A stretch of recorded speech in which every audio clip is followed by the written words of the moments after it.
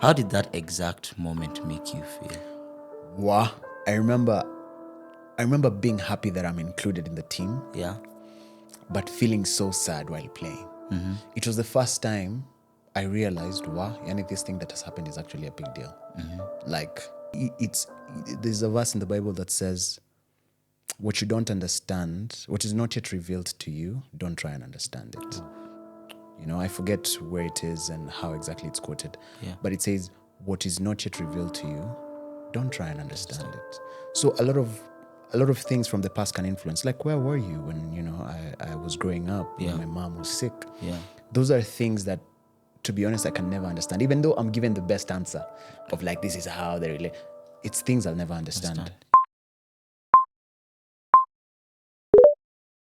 Hello, guys, and welcome to another episode of the Just to Kick It is a Blessing podcast. Welcome to the podcast where it's all about time, where we teach, inspire, motivate, and entertain through the art of storytelling. Today, I have a special guest in studio with me. So without further ado, I will let him introduce himself. Welcome. Thank you. Hey guys, my name is Kevin Maina, aka Maina Mind. I am many things. I'm a poet, I'm a journalist, I am a creative content creator, and I'm happy to be here. So thank you for having me. No, thank you so much. Yeah. I think the first question is, what inspired the name Maina Mind? The name Maina Mind. Before Maina Mind, my socials were one Kevi in. You know, like chicken in. Yeah. So it was one Kevi in, because I was like, if people want to know everything about Kevin, Yeah. you know, where do they go? One Kevi in. Okay. But that never picked up, thanks to the Lord. And so at some point in campus, I started around 2019, 2020. I started reading books a lot because I was trying to find meaning with life, you know. So I started reading a lot of books and I was like, wow, there's so much I'm learning from these authors and the perspective that they have. I almost feel guilty not sharing what I'm learning with people. Yeah. And even just to contextualize it in the season that I'm in school and everything. So I started writing a blog, and I opened a blog called Maina Mind, in the sense of Maina's mind. Yes. So that whatever you're receiving from here, you know, I'm not saying I'm an expert, but it's coming from my mind. Yes. And the blog picked up. You know, I used to write a lot of poetry there. And then I changed all my socials to Maina Mind, and voila, it stuck. And here we are. No, that's actually an interesting story. Yeah. During that period that you were reading those books, do you think there's a book that you really read that has inspired the person that we're seeing here today? Yeah, man. What is it called? The Monk Who Sold His Ferrari. Have you read it? Robin Sharma. Robin Sharma, I know that book. Wow, that was the first book I ever read, and my dad actually gave it to me. Yes. It was the first book I ever read from end to end. Yeah. And it changed my life. Okay. So The Monk Who Sold His Ferrari was one of them. Another one by him is the 5 a.m. Club. Yes. But there's also one that I recently read, which is the 101 Essays That Will Change the Way You Think. Which is just a book that it's actually in point form. It's, you know, people say I struggle to read. Yeah. That is the perfect, because you can open any page Yes. and you will get something from it. So, but the Monk Who Sold His Ferrari is beautiful. It follows the story of this lawyer who was really driven and hardworking, busy, until one time he collapses in court while trying to defend someone's case. Yeah. And he goes to hospital, he almost dies, but then after he recovers, he goes into is it India? Yeah. Goes to the mountain, meets monks, and completely changes his life, and then he comes back to teach what he had learned. Wow. And he just has the themes of calming down, living in the moment, really just that life is not all about all these things. It's about the simple things. So yeah. The definitely. present. Recently, I have a friend who did 3 months, I don't know, in Nepal, India, whatever. Is that so? I'm still yet to have a conversation with him. Okay. Yeah, because Did he shave his head? I don't know actually, but he recently just got back. Okay. And, you know, even sometimes I try to call him for like 3 weeks. I've not reached him. He's telling me, bro, I'm in the mountains. Sorry, I couldn't pick up your call. I'd like to know what triggered that. And I'd like to know how his experience was. Bro. Yeah. Should be here. But, you know, I've always also wanted to go for one of those things. Me too. I think maybe not to like the extreme, because also extreme balance is good. Yes. But definitely just, I mean, I was in South Africa the other day and I went to the mountains. Okay. And bro, I could feel I could just feel the peace Yes. in some of these areas. Yes. And definitely, I think I would love like one of those natural retreats where you just go to just meditate Yeah. and just have fun and think and be in your thoughts 100%. Yeah, that finding peace, finding yourself, Finding that peace, you know, trying to get some intimacy with yourself. yourself. you know. Yeah. I see a lot of these days, I see a lot of these US entrepreneurs, podcast hosts, they do a lot of that thing, you Yes. know, and they say they come back completely different, you know, so. Someone was making an argument Yeah. that one of the wellness field is gonna blow. Yes. Because in the way we are going to the world, Yeah. there's a lot of unreal, if so to say. You know, there's a lot of disconnection, a lot of AI taking over. So businesses that sort of foster connection, wellness. Anyone who has like a retreat camp is about to make good cash. Yes. So all these spas, Yes. retreat areas, Yeah. that's the next frontier of business. Yeah. Because people are gonna be searching. People will be paying for things that used to be free a while ago. People are going to be paying for connection. Yeah. People are going to be paying for rest. People are going Wellness. to be paying for wellness and Yeah. peace. People are going to be paying to touch grass very soon. At the rate you're going. Yeah, at the rate you're going. So I know this stuff. you know, not this stuff like grass. People are going to be paying to go. I mean, you're already paying to like walk in a forest in Karura. Yeah. So if you're trying to think of a business, retreat centers. Think in that will be direction. it. That's what we're thinking. Yeah. You recently dropped a project. Yes. Yes. Tell us about that and, what was the inspiration about that? Man, I recently dropped my debut poetry album. Okay. So as I mentioned, I'm a poet. I've been doing it since 2021. That's when I started putting out stuff on TikTok and Instagram, Maina Mind. And this year was a culmination of all that. So one of the things I've been doing since 2022, or is it 2021, was doing the live shows. Okay. So it was like, I've been putting out content, so let's do live shows. And the live shows, I perform exclusive material. Okay. So the album was sort of like a culmination of all this writing. The writings I've been doing, I had like, by the time I was going to studio, I had like 100 poems, and we had to like narrow it down to 10 perfect poems that we can put out as an album. Sort of like a cocktail that speaks to everything. So it's called Midnight Poetry. It's streaming worldwide on Spotify and everywhere else.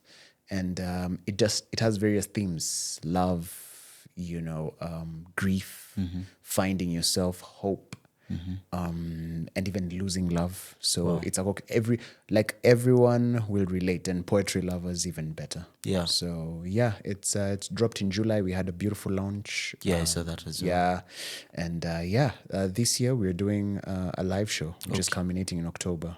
Oh, wow. Which is our 5th live poetry experience. So if you're a poetry lover, this is for you. Okay. At the Kenya National Theatre.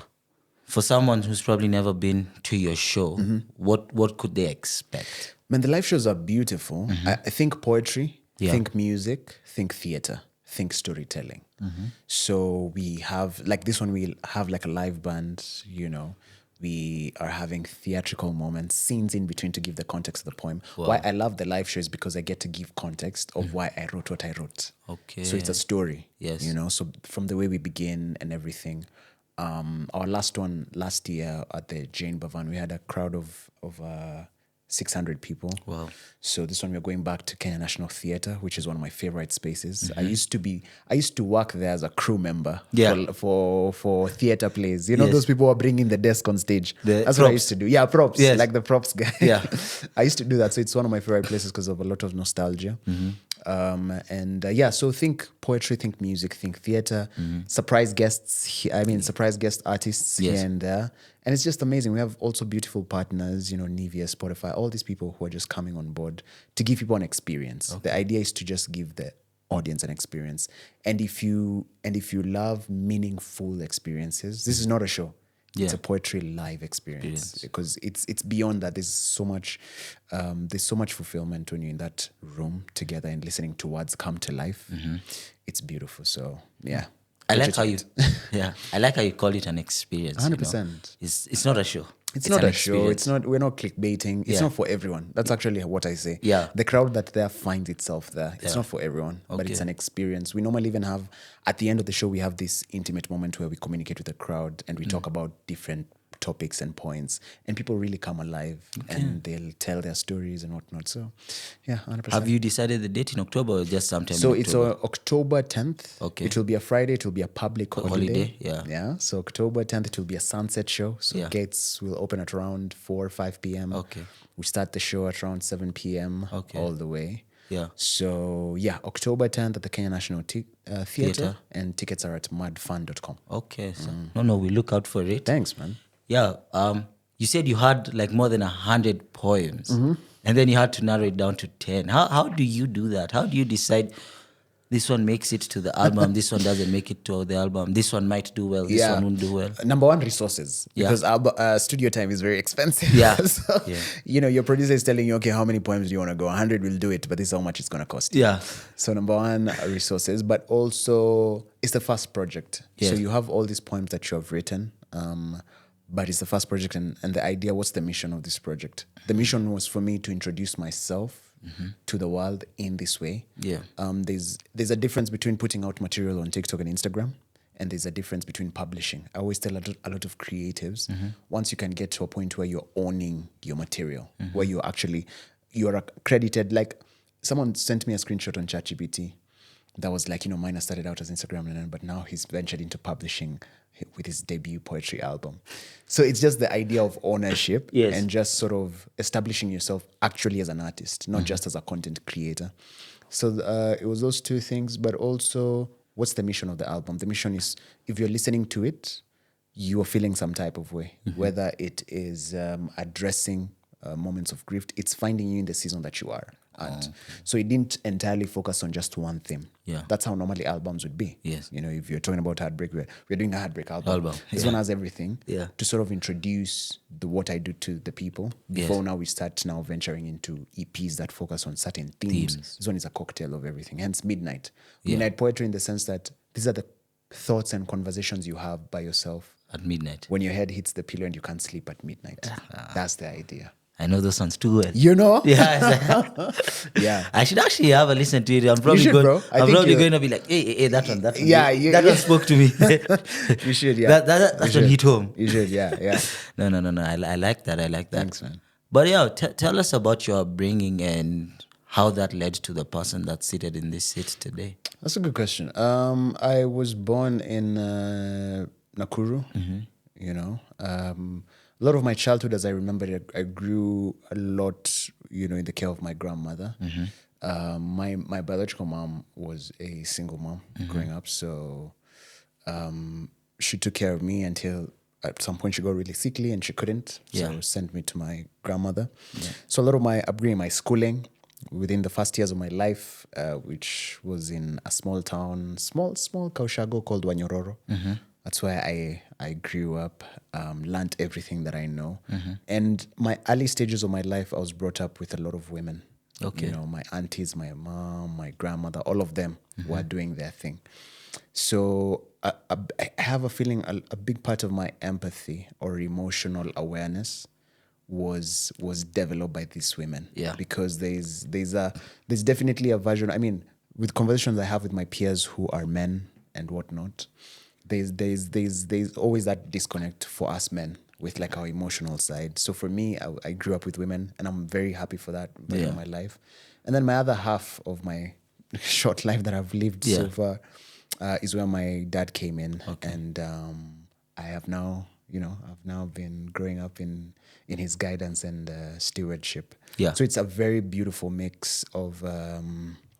At one point, just emotionally developed well. Yes. And then this other second half is like now execution and leadership and trying to figure out my voice as a guy and as a man and how to just fit into my gentle masculinity. Yeah. Yeah.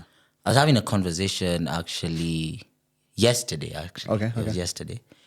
And I was having this conversation with a friend who doesn't know how to apologize to his cousin, who's a lady. And it's because they had an argument and he feel like she really shouted at him and whatever. And I was like, you might feel like you've not done wrong, but there's maybe a role you played. Yeah. And you're telling me that you miss talking to the person, but you can't. but you don't want to, you get. And I was like, boss, I know you how you've been raised. I Yeah. know your dad is that masculine guy, Yes, that tough guy, yes. don't apologize Yeah. stuff. Yeah. But I told him, bro, even if you're not wrong and you apologize to Yeah. her, it doesn't make you less of a man. Doesn't. Apologizing fast, apologizing when you're not even wrong, Yeah. but because you care about a relationship, has nothing to do with your masculinity. It doesn't. In fact, it even makes you a better person. 100%. Yeah. I was telling him, like, a lot of people, if you treat fire with fire, the fire will keep burning. Yes. But the moment you replace that kindness, it makes the other person even cheesy. Yeah, and I think it's that accountability. I think there are relationships like that one, especially. There are relationships that they're important to you so much that whatever matters to the other person matters to you. So if an apology is what matters to them, give it to them and do it genuinely. Yes. Because it's a relationship that also feeds into you. So yeah, I think again, those are the conversation, like stripping away ego and trying to just, even when I started doing what I do, like the poetry stuff, I was getting a lot of hate from guys. Yeah. And even now, some of the comments are very crazy. Yeah. Because people are like, oh, you're too soft, or you're simping and everything. But there's a beautiful curve when I meet guys on the ground and people are like, man, bro, what you're doing is amazing. Like I want to learn how to sort of express myself like you are. And I realize people know what to do. People know what to say. Yes. You see, your friend knows what he needs to do. Yes. The challenge is, how do I do it? Yes. In a way that does not lay me bare. So even what I say online, it's just normal stuff. It's people know. Yes. But how to express it that way, that's where now we need to like figure out. And sometimes it's just putting yourself out there. But there's a lot of strength in vulnerability. Yeah. I realized, or I'm actually starting to realize, is I'm thinking, or I'm feeling men are actually more emotional than women. No, we are. But they've just never learned how to express it. Yeah. And that lack of learning how to express something is even making them now build up so much resentment, anger, hatred, or negative emotions within them. But when you look at it, I think men are so emotional. We are. We have It's so just much pent up emotions. They have to do We are like walking teddy bears. Yes. So sensitive. We just try to mask that with like tough sports, conversations and whatnot. But yeah. Shallow things. Shallow We don't want to go deep. We don't want to go deep. Yeah, that's true. Yeah, but you shared a little bit about your mom. I think I've also watched a couple interviews. Yeah, sorry about hearing what happened. Thank you. But losing her, how do you think that defined you? Other than, of course, that emotional intelligence that she helped you build and all the other wonderful women around you. Yeah. I mean, my mom left us when I was 9 years old. Okay. She was a brilliant human being as far as I remember. But I remember, again, maybe the thing with being a boy child, I didn't know how to process that grief. I think I was young, 9. Like sometimes I look back at it and I'm like, wow. But I didn't know how to process it. I think I didn't want sympathy.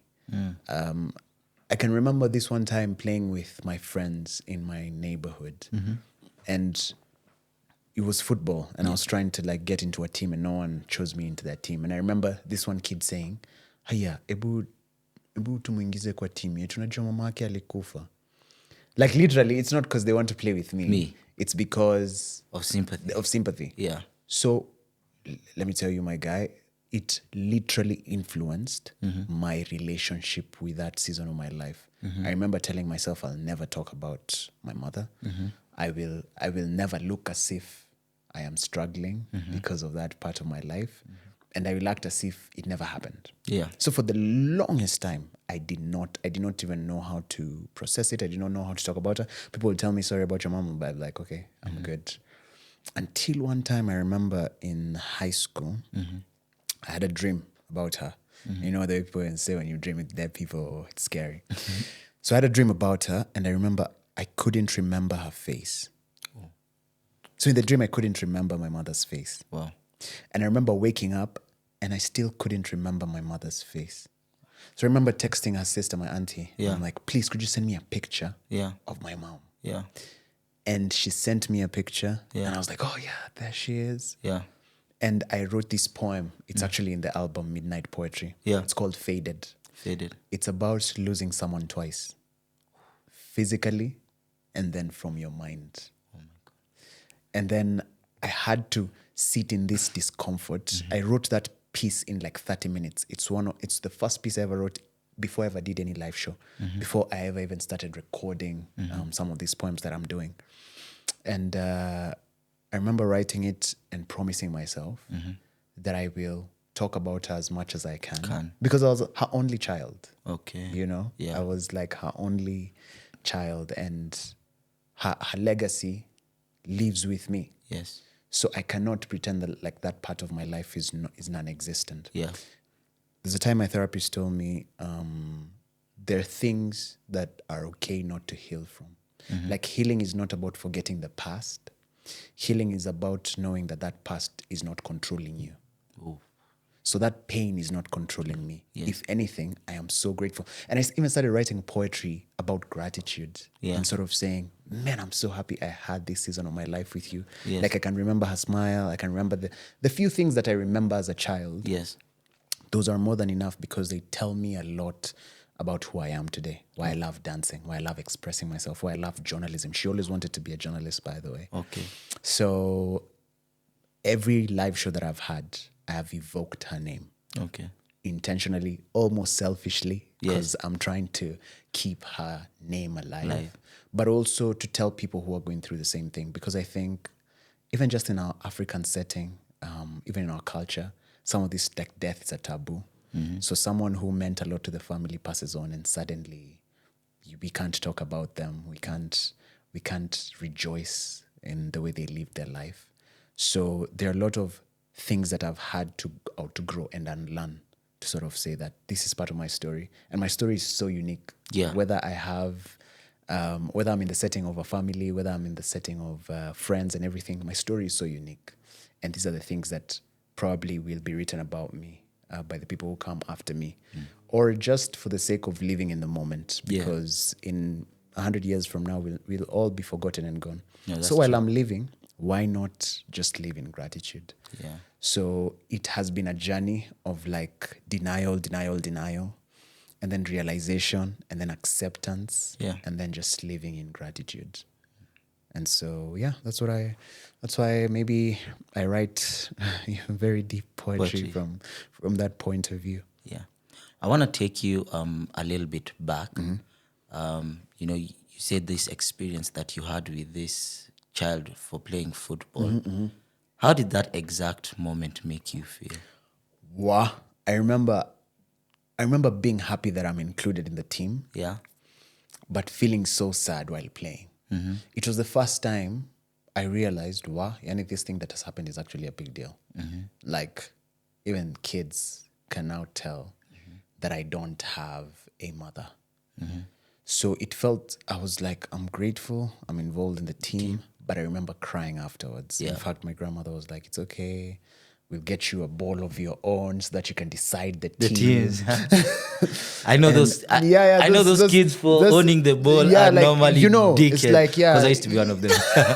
Yeah. The guys who hold the ball. The guys, Unataka kucheza kwa timu, unajua ball ni yangu.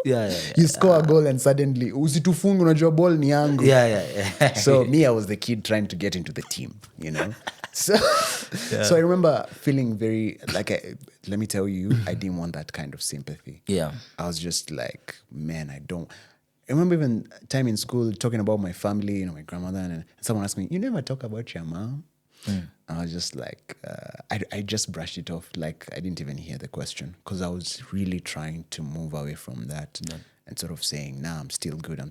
But you see, now that's pretending the past did not happen, and that is not healing.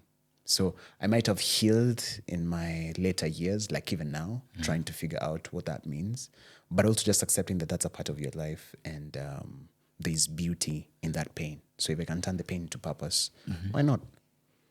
Okay. I recently watched a video of yours on Instagram. Yeah. Yeah, and I think that's what made me reach out to you, because Nice. of how amazing and beautiful it was. Yeah. And it was you celebrating your relationship with your father. Yeah. Oh, the Nivea video that we did Yes. on Father's Day. Yes. Yeah. How's that relationship looked for you? Especially because you told us that you were raised now by your mom and Yeah. the women around you. Yeah. Then now later on, your father came in. My relationship with my dad is one of the best things that I genuinely can say I have now. Yeah. I'm super grateful, but it wasn't always that way. So met him, met each other sometime in my life, and it was just one of those moments that are like a core memory for me. When you meet someone who looks exactly like you, Yeah. and it's like, oh, this is my other family. Yeah. So, but it was not easy. Settling down, trying to understand this human being who is my dad. But over time, I think we have built a relationship of acceptance, of like knowing, okay, this is who you are, this is who I am, and it's such a unique experience. One of the things I think in my life I have had to strip away, and I'm saying this because I know a lot of people can relate to it, in regards to not even just parent-child relationships, but even romantic relationships. I think in the world of social media, there's so much idealism. It's like, this is the ideal relationship. If I'm to be in a romantic relationship, this is the ideal. This is how I want it to be. Like, what's the ideal? People ask, what would be the ideal relationship if you were to have a relationship? For me, at such a young age, I learned to strip away ideals. So even anything that maybe made me struggle to connect with my dad when we first got together was because I had an ideal. I was like, this is how dads should be with their sons, and I feel like ours is different. Why? And it took so many years of just sitting with myself and praying and sort of saying, I don't care about ideals. What do I want? I want a relationship with my father. That is all I'll focus on. And there's a verse in the Bible that says, what you don't understand, what is not yet revealed to you, don't try and understand it. I forget where it is and how exactly it's quoted. But it says, what is not yet revealed to you, don't try and understand it. So a lot of things from the past can influence. Like, where were you when I was growing up, when my mom was sick? Those are things that, to be honest, I can never understand. Even though I'm given the best answer of like, this is how they relate. It's things I'll never understand, and I don't care. What I have is now. And that changed my perspective. So I say that because even people who are listening, even thinking just of all your other relationships that are struggling, there's so many conversations I've had with people who are not talking to their parents who are alive. And I'm just like, what can you control in that scenario? Because don't try and change your parent. They might never change. They'll never. But you can do something about how you react to them. You can do something about how you take charge of that relationship with them. It's not manipulative. It's just being an adult and realizing that if this is all I'm going to get from you and it feeds onto me, that's all I'm okay having. I will not ask for anything else beyond that. So those are some of the things I had to do, and my relationship with my dad has grown beautifully. I had to strip down a lot of expectations to just experience him and experience myself with him. So one of the things I love is who I am when I'm with my father. I feel like I think clearer. I can always know what I'm supposed to do at certain points. I know what love looks like because of him. Very consistent form of love. I know how execution, like saying kutenda na kusema na kutenda. I know how that looks like because of him. I know what loving your spouse looks like because of him. I know what being a leader looks like because of him. And if those are, probably the things that I was meant to get to in this season of my life, then I'm going to take them with a big spoon. So even what in that video, that is so much time. That is relationship. And mind you, there are people who have grown with their parents, but they haven't gotten to that level yet. So when I tell you it's about stripping down your ideals, do not, man, even parents are doing this for the first time. Even our parents are doing this for the first time. And you'll be surprised. And you will understand that when you become a parent. That's the feeling I always have. You'll understand that when you have them now, if you can give them as much grace as you can and just try and it's selfish because you're looking at it from, what do I want? I want this from you. Yeah. So what do I have to do? You really spoken. Yeah, what do I have to do? Let me not have expectations. Let me strip those down and just receive you as you are. It will hurt sometimes. You will never understand it, but that's where the peace is at. So you just do what you have to do, and as long as you're taking care of yourself, you're good. So my relationship with my dad has grown. It has meanders like any other parent-child relationship. Yeah. But for me, it's always being bold. Sometimes I challenge him. I just look at him and I'm like, even that video. Yeah. I was just like, Dad, listen, let's do this video. Yeah. It will be awkward for us. That video, that take was the first take. Yeah. Was the first take. And if you listen carefully in our voice, Yeah. we are a bit shaking. Yes. Because it's such a Awkward, new, awkward odd, experience. You know, it's so new. There are cameras there. Me, I'm the artist. Him is just like me. I want my private life. Yeah. But it was so therapeutic. Immediately after that shoot, we went and had tea somewhere. Yeah. Just to talk and chill and just, because it was new. It introduced us to different versions of ourselves. Yeah. So me, I would say to anyone trying to build a relationship with their parents, just strip down of the ideals, strip down of the expectations, just experience them as they are, and watch yourself, observe yourself when you strip down of everything. See how much you enjoy that relationship. And what you said is grace as well.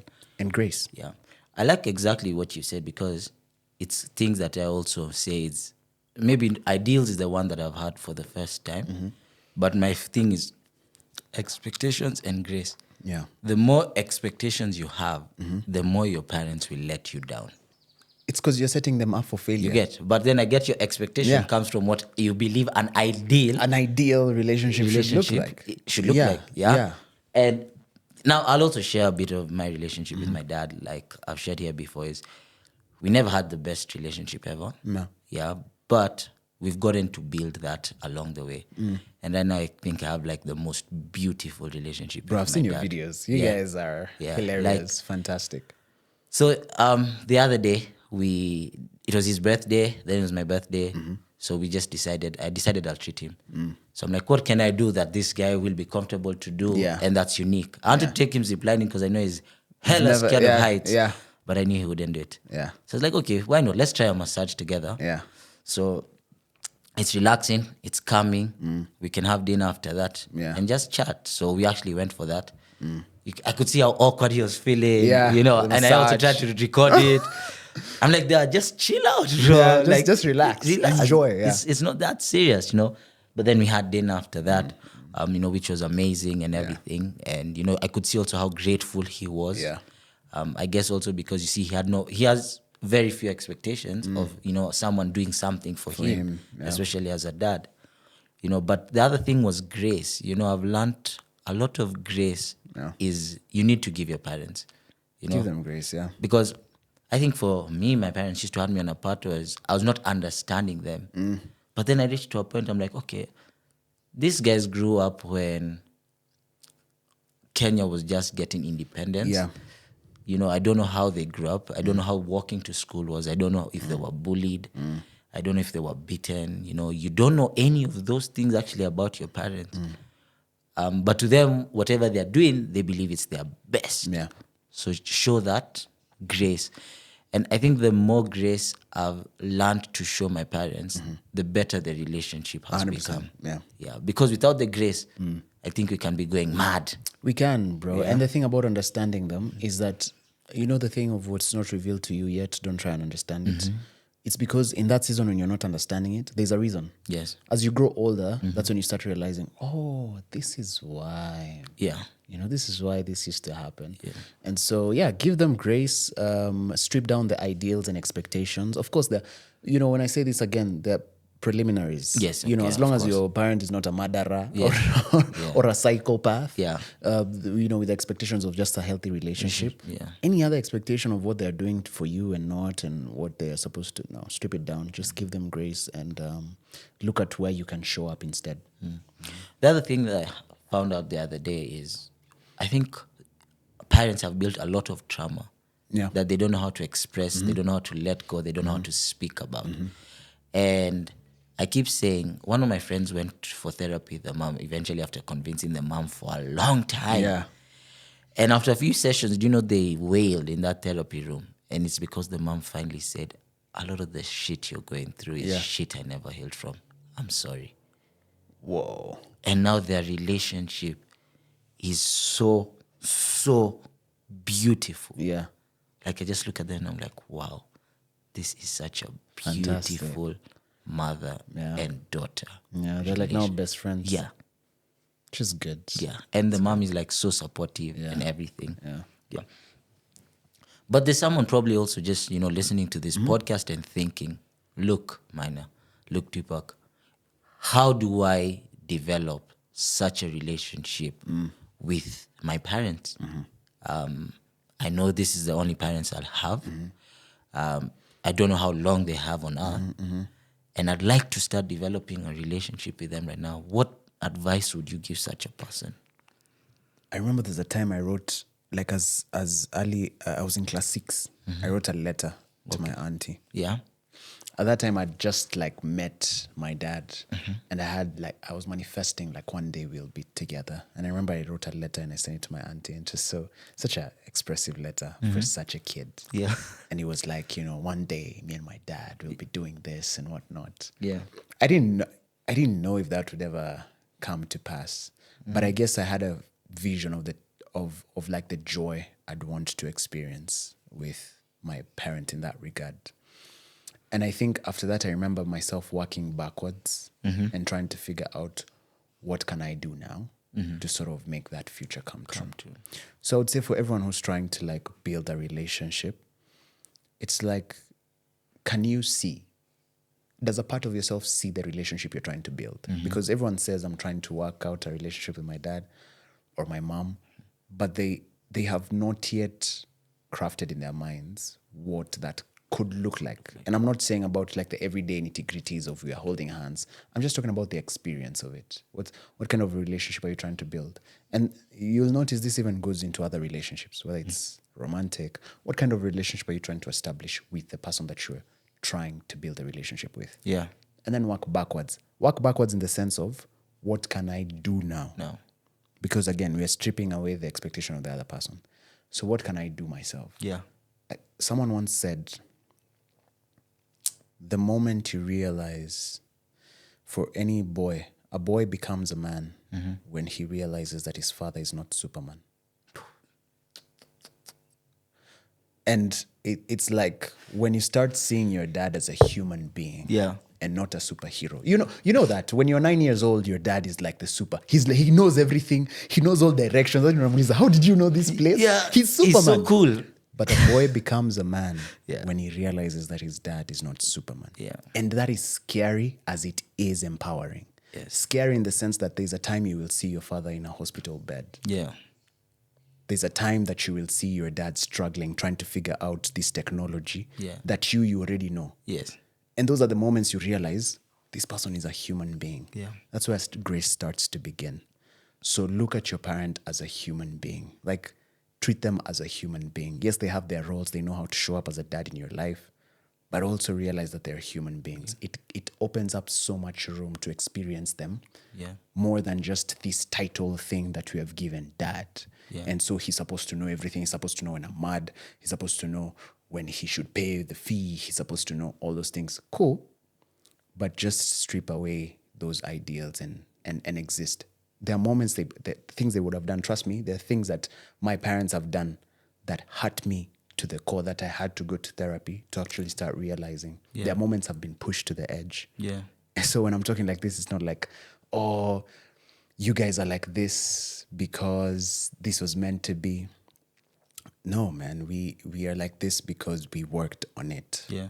So try to figure out the ideal relationship that you'd love to have, sort of like, what can you visualize? And then now look at what you can do from your POV. So that how can I show up to build the relationship that we want? And then, give them grace.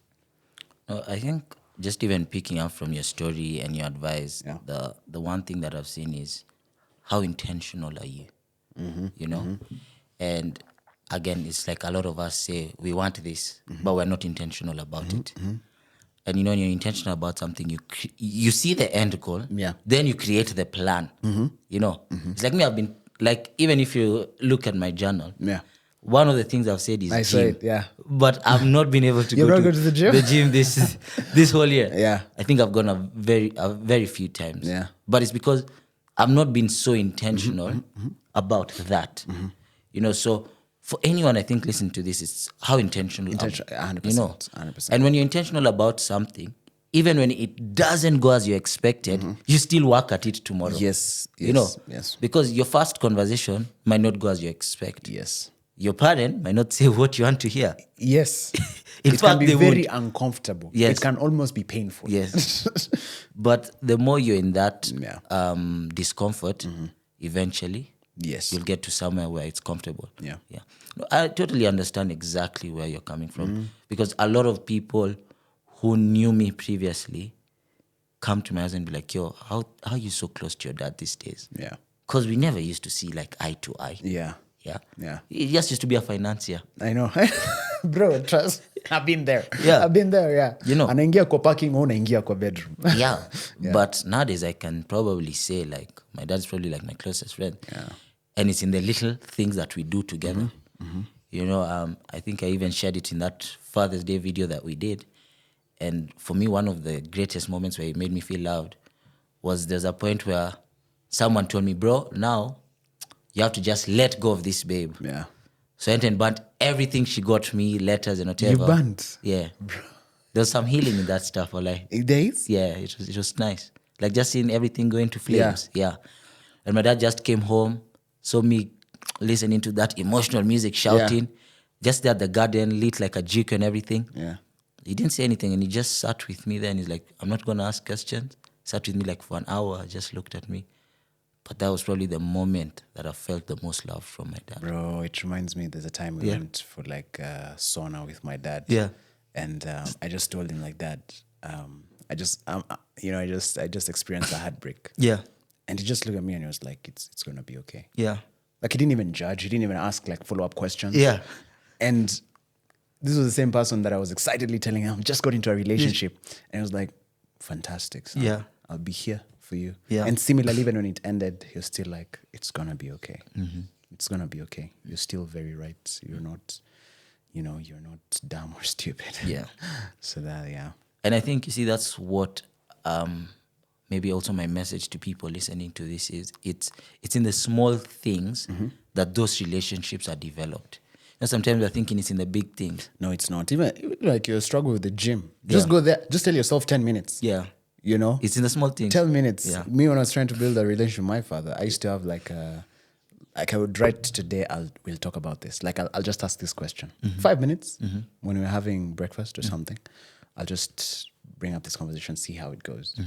That's all. It's the small things. You don't have to have a setting. You don't have to have like a set designer. At your dad, dad See child. Netflix. See Netflix. Yeah. That says the mics are on. Yeah. Now tell me about Z. Like, it could be in the moment where he sent you something and you decide to run, come back with it, give him a hug or just say, something. It's in the tiny, tiny little moments that you share. Yeah. It could be you guys sitting, having breakfast together, or you getting him something or him getting you something and you being very grateful and reminding him how it made you feel. Yeah. Tiny moments. Yeah. I think even when someone walks along this intentional path, I think another good thing maybe to realize is what speaks to that person. Yeah. You know, a lot of us in relationships, it's me. But it's never understanding the other person. Yeah. You know, so it's understanding what really speaks to this person. Because when you get something that speaks to them, that's when you now start opening those keys for vulnerability. 100%. It's about serving. Yeah. Like can the relationship be about competing to outlove each other or outshow up for each other? Yeah. Like if I'm showing up for you more than I'm winning.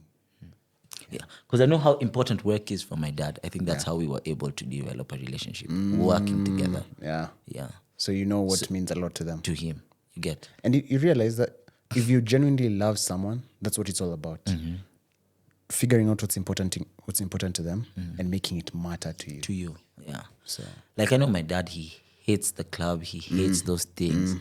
But because my brother is a performer, he'll show up. Whoa. He'll just sit in a corner and observe. Yeah. But I know he hates it. Yeah. But he knows It's important how to him. much it means to my brother. That's beautiful. Yeah. That's beautiful. Yeah, but you've talked about, therapy and everything. What do you think therapy taught you about yourself? I think one of the few, but I've had a very complicated relationship with therapy, by the way.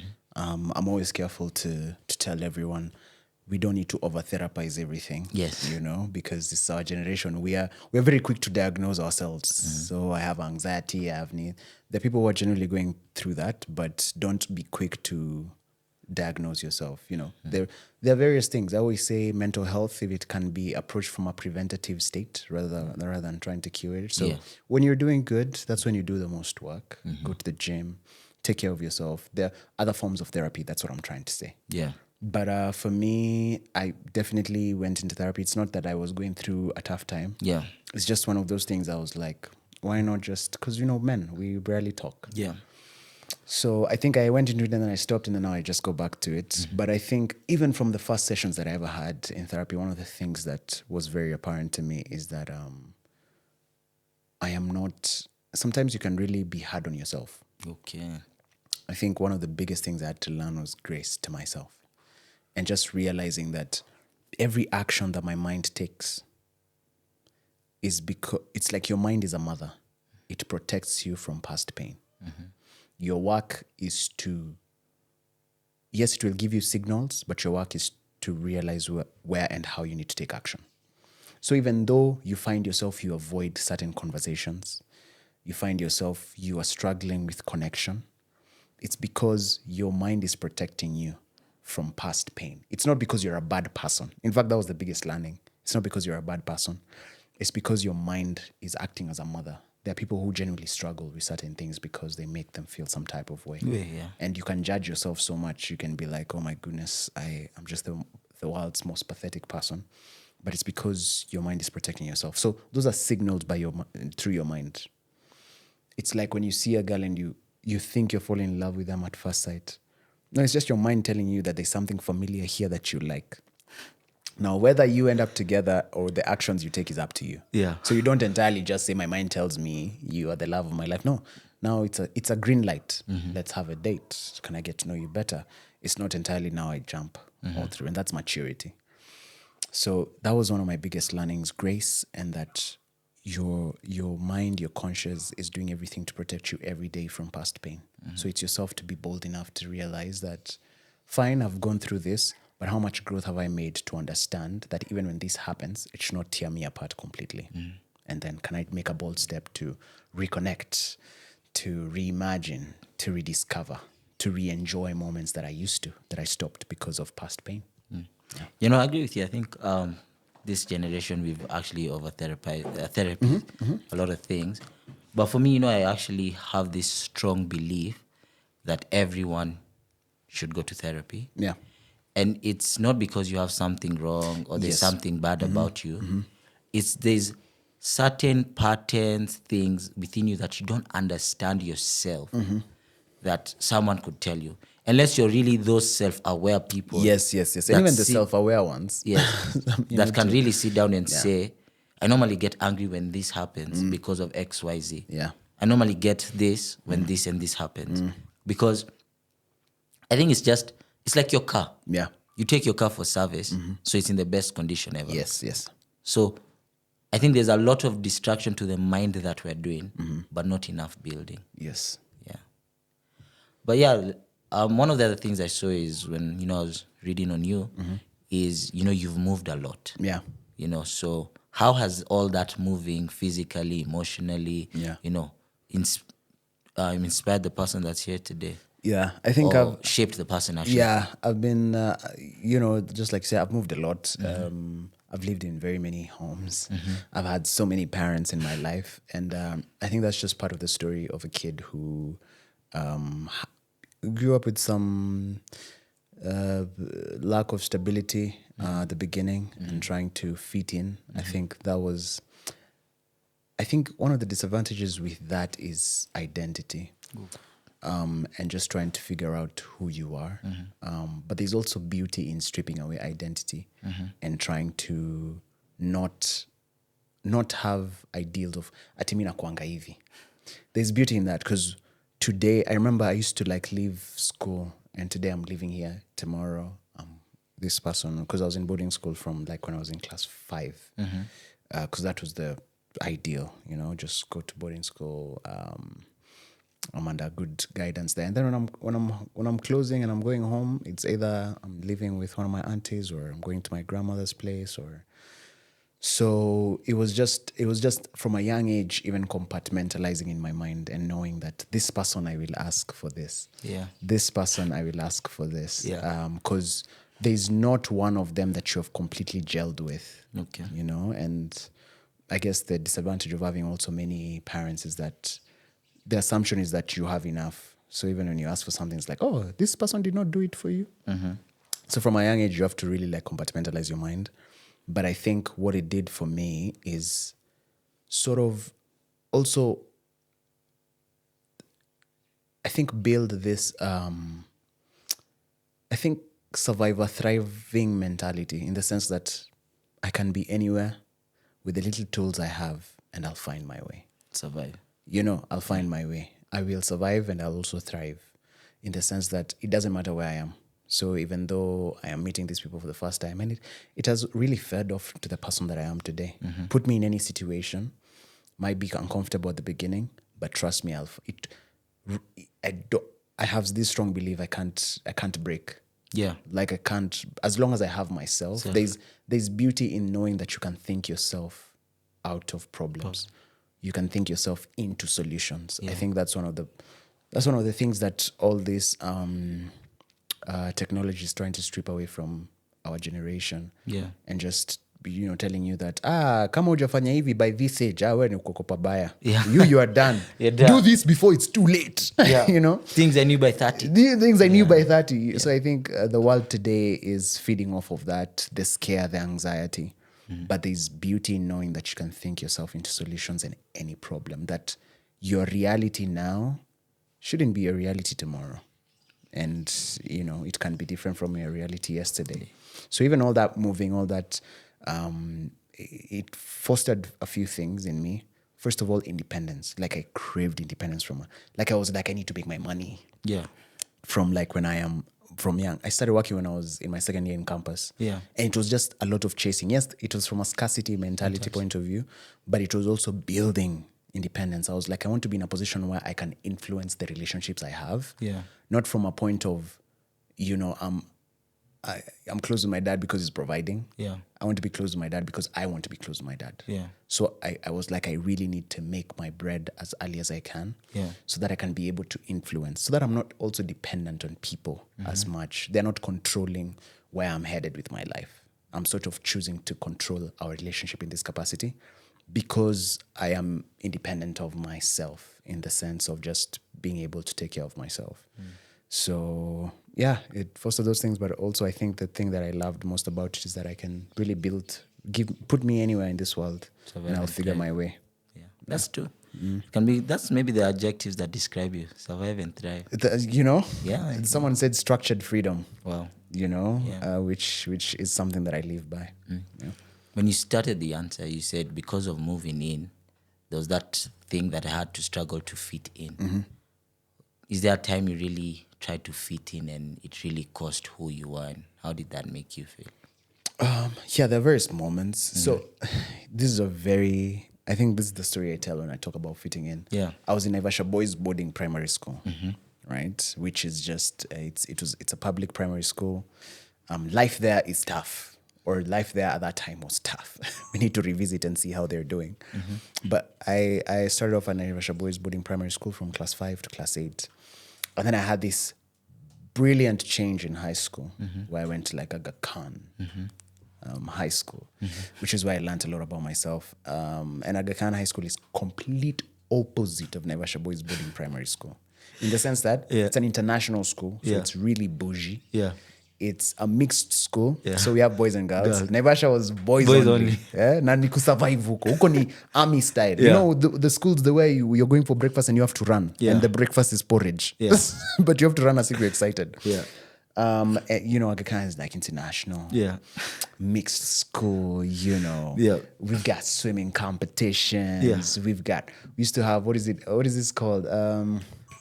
It's not like Freshers Night Party. What are they? Prom. Yeah. We used to have prom. Oh my goodness. Yeah. And then it's a day school, you know.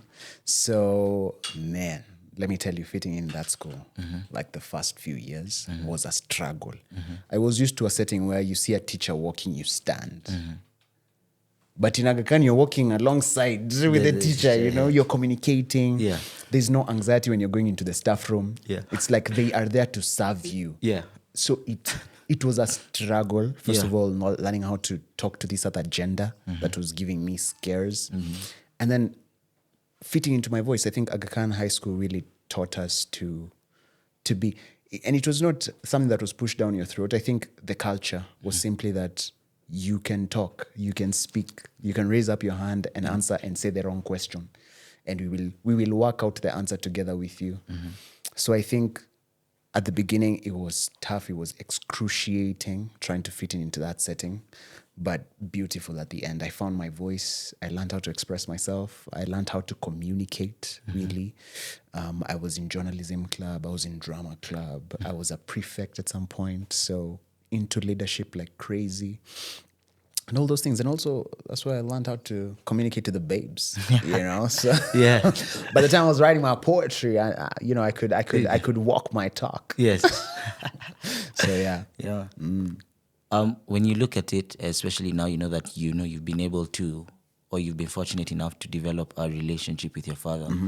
Why do you think the relationship for a son and a father is so important to the son, especially now when we're seeing a lot of absent fathers? Yeah. Yeah.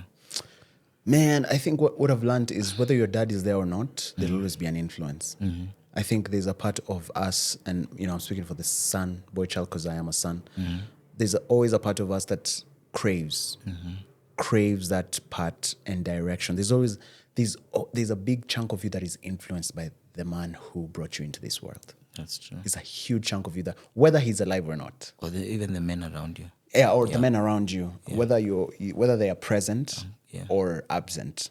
There's a huge chunk. And when I say that, even when they're absent, there was a joke at the, I don't remember the setting, but it was like a movie scene. And they were like, guys, make sure you're absent for your kids, because they'll be successful. They'll have to prove you wrong. It's like a going on joke. Yeah. Meaning that even when your father is absent, they are influencing you, because a part of you is like, I want to prove you wrong. Yeah. I want to prove that I am still. But you see, the North Star is still the father influencing. Yes. So I think that the perfect situation is them being present. And I think it's important in the sense that they will always be. I think there was a big chunk of my life where I used to ask myself, if I don't know what to do, it's like, what would my dad do in this situation? And I think thinking from that POV helped me make some of the big decisions in my life, at least big for my standards, because big can be small for someone else. So it's just about priority. I think it's really important to have that relationship, because it guides a lot of the things that you end up doing. And I think there's something I'm forgetting I wanted to say in regards to just them being absent or present, but it should come to me. Yeah. Because it was such an important point. But I'll remember it. Yeah. No, as you think about it, I think a present father is so important, because or a father figure, because of course, someone could be there, but they've passed away or something. So they are unable to be present, But I had a conversation with Matu the other day on the channel, and he was like, for him, he was happy that his grandfather came and filled that role, because there was a lot of things that he believes he learned from his grandfather that his mom couldn't teach him. No matter how hard she'd try, there are just certain things.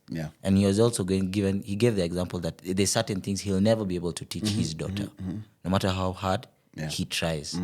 So, and I think there's that. Yeah, there's that balance. Yeah. And I think I'm remembering my point. I think for this question is more onto the fathers. Yeah.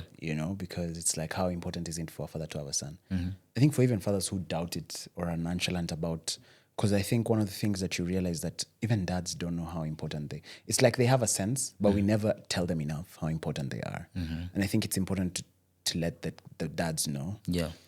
That men, sometimes even just presence is enough. Like just you being there. Don't have to talk. You don't have to worry about many things. Your presence is such a guy. It's such a moral compass. When your dad is around, there's a reason why even as kids, when your dad is around you in your best behavior, because they're the family moral compass and they're it. And I think I want to tell this to dads. I think the worst position to put your child in, because you remember the point where I started by saying your child will always, as a dad, you have so much influence on your son, whether you are absent or present. No. Yes. And the influence can be both ways. Yeah. It can be like, I want to prove myself because you are such a shitty dad. Yeah. Or I'm so grateful I have my dad. Yeah.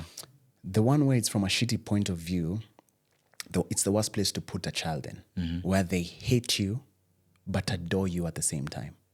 Like they crave you so much, but they can't have you. It's such a trauma experience. Yeah. Where you know that you adore this man so much, but you also hate him. Yeah. And so I think the best thing to do is just be present. And it's not like the world is asking a lot from you.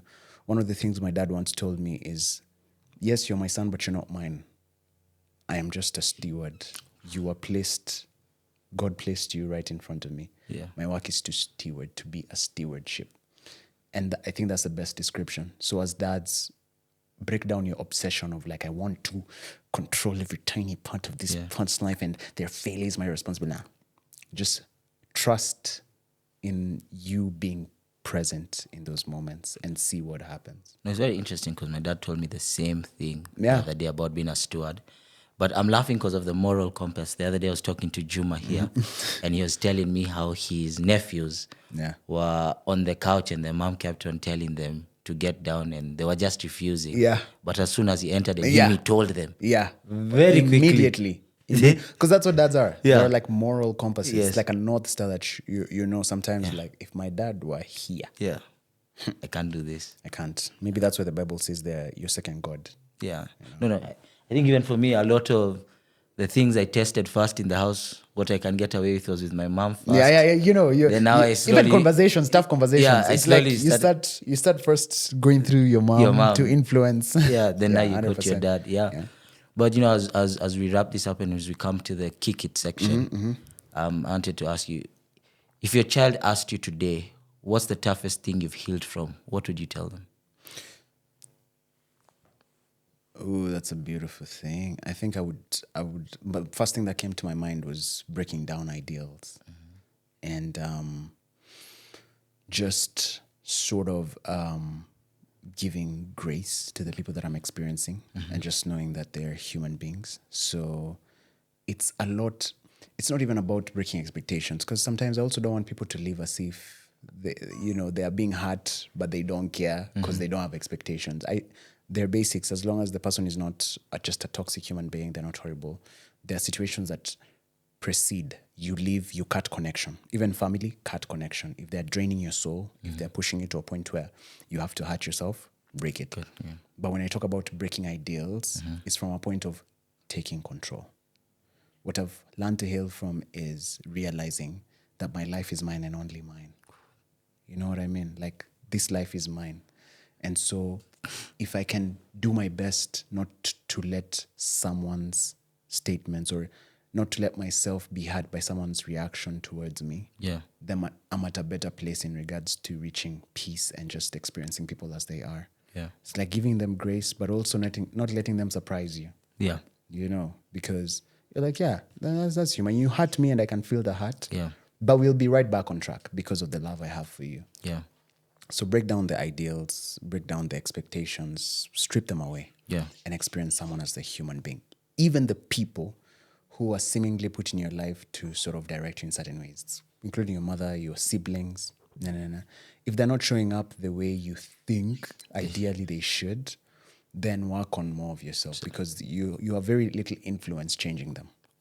So I would say that that's one of the biggest things that I've had to heal from and just live peacefully. Like, even when my parents disappoint me, a lot of times I'm not surprised.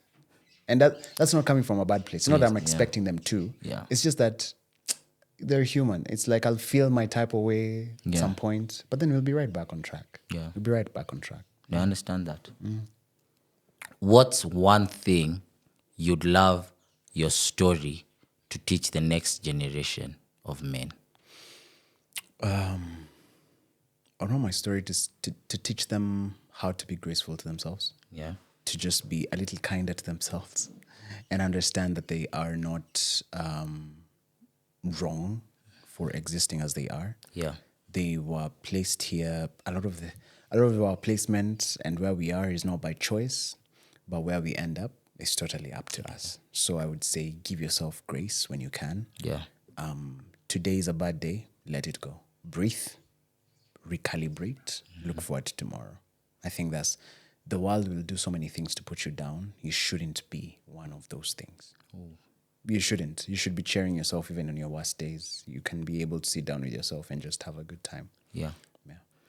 Finally, as someone who's shown and explored vulnerability through their content, what's your advice to men scared of being emotional or vulnerable? I would say this, life will push you. If you're scared and you're postponing it, life will push you to a point where you'll find yourself getting vulnerable. And woe unto you if it's too late. Ooh. A lot of people experience vulnerability when someone who meant a lot to you is like on their deathbed. Yeah. That's when you realize, oh my gosh, we had so much to share, but we lost it. Yeah. Life, the universe works in a weird way because it will always push you, even in relationships, my bro. A lot of times you will attract someone who challenges a part of you that you know you need to address. If you're in a relationship, if you're bad with your finances, your wife will always complain about money and things. Even when you've just made a check, but you are at home watching TV, if that's a part of you that you need to work on, they'll always challenge that part. Yeah. If you're in a relationship and you're struggling with being open, vulnerable, the person you're with, your partner will always complain about that person, that version of you, and you will think they are mad until you just start working on yourself. The universe has a weird way of pushing you into feeling, because feelings are signals. It's not that you act upon them, but they are very accurate signals of telling you there's something here. Let's diagnose. And that's the beauty. There's so much empowerment in knowing that there are signals, because you can now choose how to act. Yeah. So yeah, the world will, you just wait. The world will push you into that. You'll find yourself one day opening up with someone you never thought you would. And you're just like, oh my goodness, God, where has this been? Yeah. No, I like that. Yeah, but as we wrap this up, any parting shots or any final words for the audience? Man, I would say one thing I always say, you are more than enough. You are exactly where you need to be, and you have what you need to get where you want to be. Yeah. So don't look at yourself as a liability. Don't look at yourself from a point of scarcity. Just know that you're in the right place. And I always say, if you want to know what you're doing, what you will be doing 5 years from now, a good place to start is what you're doing now. No. If you are doing the things that you really don't like doing, trust me, if you keep doing them consistently, you'll be doing them at a larger scale in 5 years.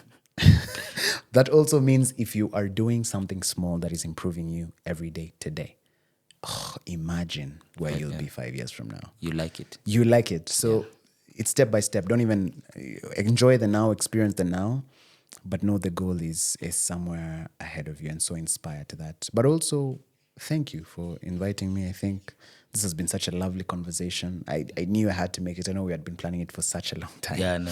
Thank you. But I knew I had to make it here, because these are the conversations that really, they're not.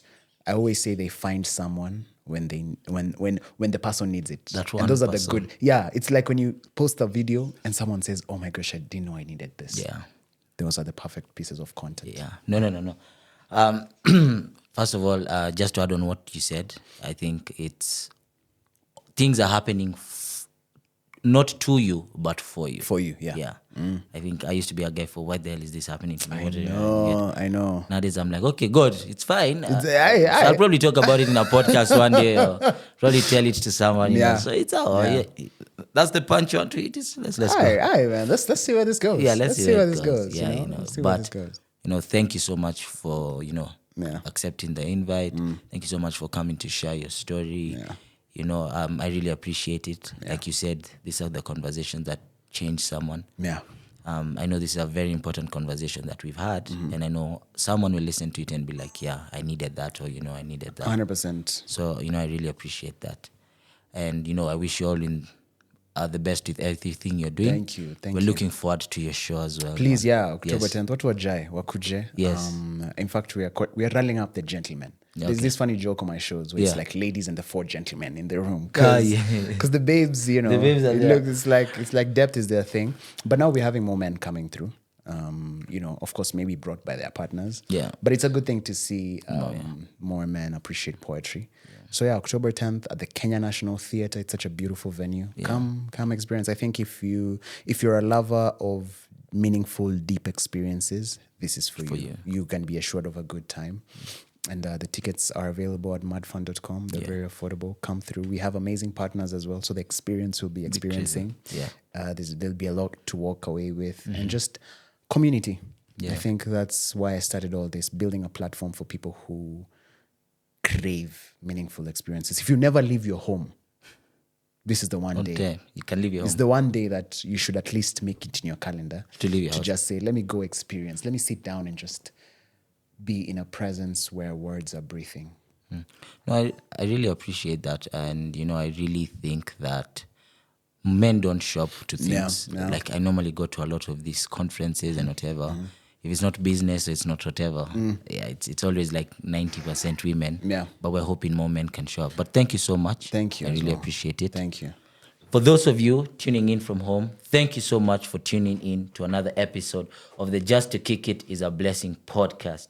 Remember that no matter where you are, no matter what you are going through, Just to Kick It is truly a blessing. Goodbye and see you next week. For the boomer, yeah, singing no weapon forming against me shall prosper.